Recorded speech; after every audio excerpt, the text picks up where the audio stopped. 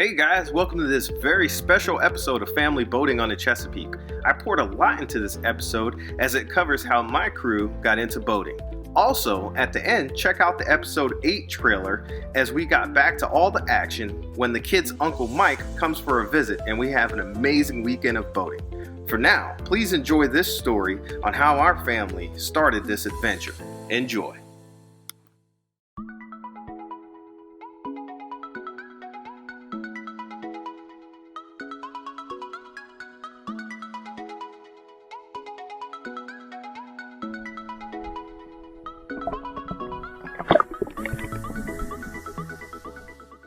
I didn't know it at the time, but it all starts with my father.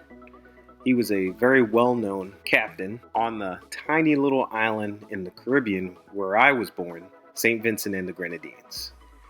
This island was absolutely beautiful. I mean, scenic things everywhere. But I didn't stay there long. I left when I was 2 years old. I grew up in New York City. Well, not really that part of New York. Maybe not even this part. But yeah, more like the Bronx. Yeah, that's where I grew up. So back to my father. He stayed in St. Vincent where his passion was, boating and the sea. So my sister and I never saw much of him growing up. I never adopted that love for boating, probably out of resentment for not having him around. The truth was that boating has always been in my blood. So one day, when I was sitting in my man cave in deep thought, like all the great minds of our time, through that deep man thinking in my man cave, I had an epiphany. I thought to myself, you know what? I'm gonna get a boat. And how am I gonna get that boat? I think I'm gonna sell this. I've had this since I was 19 years old. I had a lot of great times on this bike, but it was time for me to get something that my whole family can have a good time with. So I'm gonna sell this thing and go check out some boats. And that's how I met Captain Julio. This was his boat. He had this boat up for sale, and I know it looks like the Camjoy one, but it's not. It's a 19 or a 20 foot Chaparral. It's a beautiful boat, and one of the biggest things that I noticed when I went to go check out this boat was how much time and how much love Captain Julio had put into this boat. He offered a more than fair price, and knowing what I know now, I should have gotten the boat, but I wanted to pay less for the boat. I'm cheap. So I didn't buy the boat. I went and I bought this thing. Yeah, 17-foot Bayliner 175, right? And nothing wrong with that boat at all. I love this boat. When I got it, the problem was there was a bunch of issues with it. It didn't start. I didn't even take the thing for a sea trial. So I took it to 2 marinas. And yeah, definitely not this marina is where I bought it to. But I bought it to more of a junkyard marina, kind of. But anyhow, the first marina that I bought it to, the guy looked at me and he was like, yo, this is a piece of junk. I'm not even going to work on this thing. The second marina I bought it to, they took a look at it and they're like, man, we work on pieces of junk like this all the time. Have fun.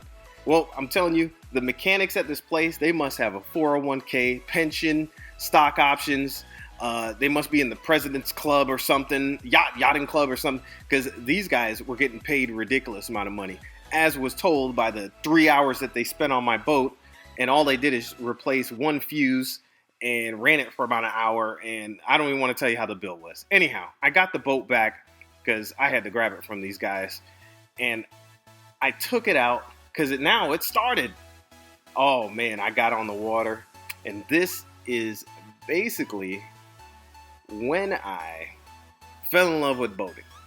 I got on the water, and you could see it was still cold.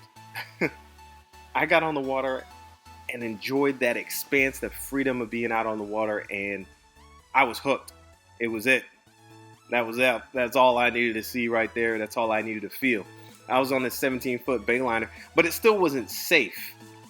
The boat was not safe at all. The bellows were all chewed up, and it just was not safe for my family. So I needed to figure out how to do it without spending a ton of money. So I thought to myself, and I got really lucky. I went back to Captain Julio. That's his huge boat next to my teeny boat. And Captain Julio, he was like a godsend. I'll tell you, he went through every facet of that boat and he made it safe. Now, these are the before pictures. That's after he replaced the bellows, gimbal, and everything. This guy was like manna from the heavens. Thank you, Captain Julio.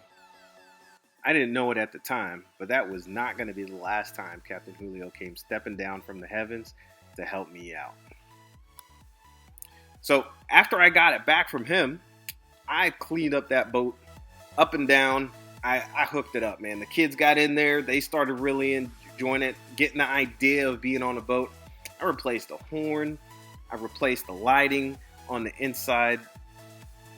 I put all these little fancy lights. I was really decking this boat out because we were gonna take my family out on this thing.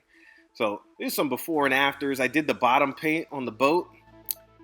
That was before, and then of course after. I did it myself. It was the first time I've ever painted something where I actually enjoyed it. So I swapped out the speakers in the thing. I put a deck. I had all this fun with the boat. Not to mention, I completely rewired the trailer because the lights didn't work. I put LEDs front to back on that thing. Went to town. It was time to bring the family out.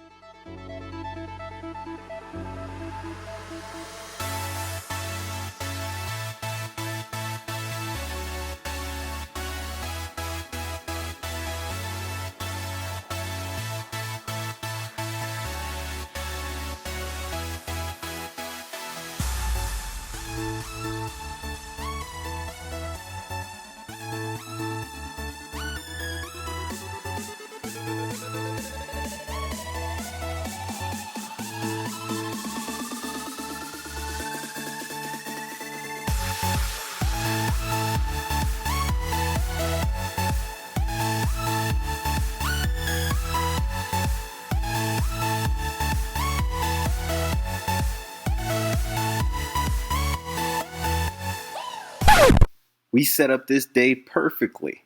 We had a great time, but then I got some feedback. Layla said she didn't like her first drink that she had on the water. Cameron said the ride was too bumpy. The cruise director gave some honest feedback, saying that the ride down there was great. Upriver was fantastic, but on the way back, when we were going against the headwind and the waves were coming at us, that 17-foot boat, that thing was bouncing all over the place. And one thing I've learned, when the cruise director is giving some feedback, you listen. Well, back to the drawing board. We needed a bigger boat. Luckily for me, I have a guardian angel. I called up Captain Julio, told him how our float plan went. He said he had a boat that he was fixing up to sell, and I should come by and check it out.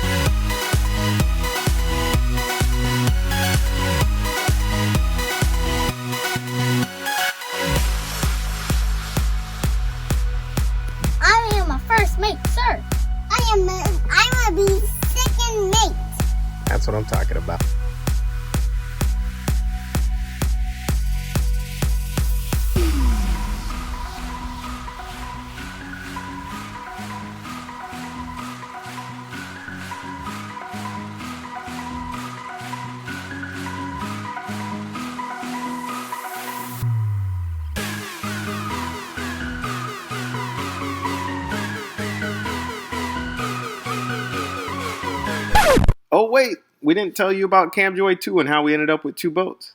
I guess you're going to have to stay tuned to the channel. We appreciate everyone's support. Please like us on Facebook, follow us on Instagram, and subscribe to our YouTube channel.